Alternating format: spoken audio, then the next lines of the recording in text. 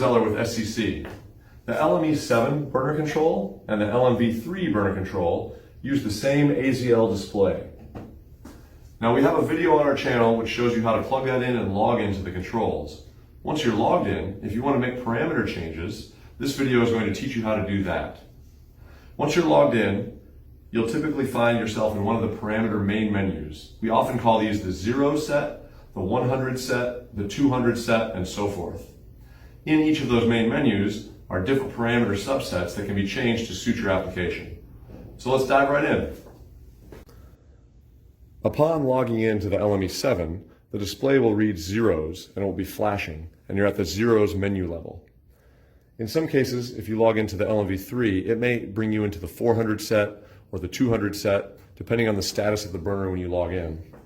However, when you're in these main menus, simply hitting the plus and minus keys will allow you to navigate through whichever menus are available in the control you're connected to. To get into a submenu, simply hit the Enter or Reset button, and it will take you into the submenu, in this case of the 0 set. And that includes any parameter starting with 0, so any parameter under 100.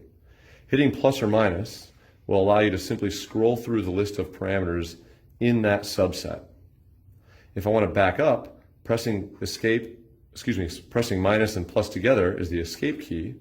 And if I back up just one time, I'm back to the 0 set.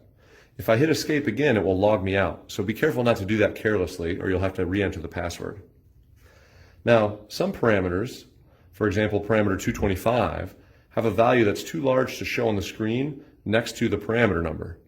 In this case, it will show a dot dash dot dash. This is not uncommon for many of the parameters in both the LME7 and LMV3.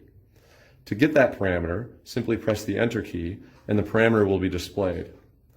If you want to change the value, plus or minus will move that value to the left and begin it flashing. It is now eligible to be changed.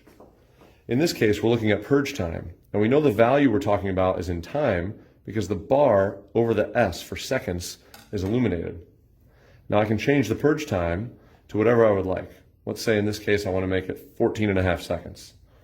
Now this is within the parameters of the control, and in some cases within the parameters of what the OEM may have set for high and low limits.